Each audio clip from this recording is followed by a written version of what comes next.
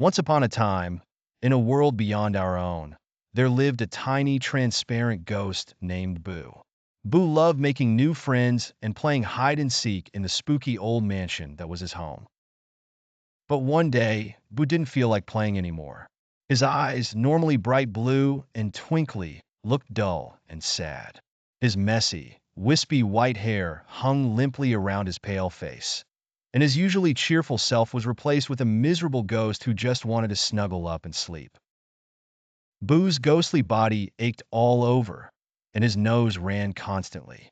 Achoo! He sneezed, and a faint puff of misty air floated out of his nose. Boo's cough was so bad that it made his whole body shake and rattle. Oh dear, he sighed, feeling thoroughly miserable. Just then, he heard a friendly voice calling out to him. Hello, Boo. Are you okay? You look awfully poorly. Lily, a kind-hearted little girl with curly brown hair and bright green eyes, had wandered into the old mansion while exploring the woods. She had heard about the friendly ghost who lived there and was determined to make friends. When she saw Boo curled up on a dusty old couch, she rushed over to him. Don't worry, Boo. I'll help you feel better. What seems to be the matter? Boo sniffled and coughed. I think I've caught a ghastly cold. I don't know what to do. Lily's face lit up with a bright idea. I know just the person to help you. Professor Phantasm is an expert on all things ghostly, and he lives just around the corner. I'm sure he'll know exactly what to do to make you feel better. Boo's eyes widened with hope. Oh, really? Would he come and see me? Lily nodded and set off to fetch the professor. When Professor Phantasm arrived, he was carrying a large, leather-bound book and wearing his thick, black-rimmed glasses. He smiled warmly at Boo and began to examine the little ghost. Yes, I see the problem.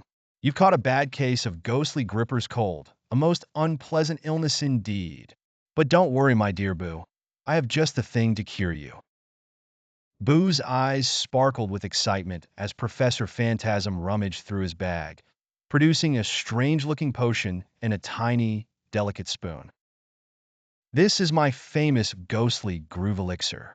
It's a special medicine that will chase those nasty germs away and have you back to your ghostly self in no time.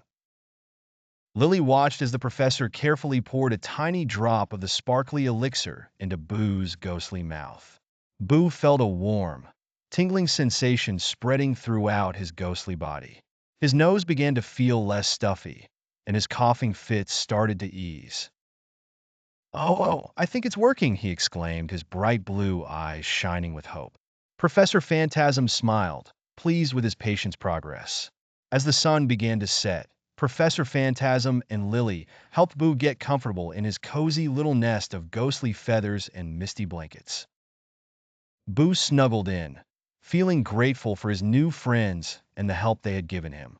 Thank you, Lily, and thank you, Professor Phantasm. I couldn't have done it without you. Lily kissed Boo on the forehead, and Professor Phantasm patted the little ghost on the back. You're welcome, Boo. Now get some rest and let the elixir do its magic. You'll be ghosting around in no time. And with that, Boo drifted off to sleep, his ghostly body already starting to feel better. As Boo slept peacefully, Lily and Professor Phantasm crept away, smiling at each other. They knew that Boo would be back to his old self in no time, making new friends and playing hide-and-seek in the spooky old mansion.